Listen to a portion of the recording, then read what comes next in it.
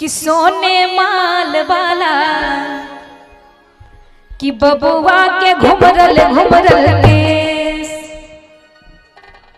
हे हीरा माल वाला बबुआ के घुमरल घुमरल केस। अब तो शुरू ही हुआ है, अब सबका गेठड़ी खुलेगा। उस समय से थोड़ी ना कुछ हो रहा था।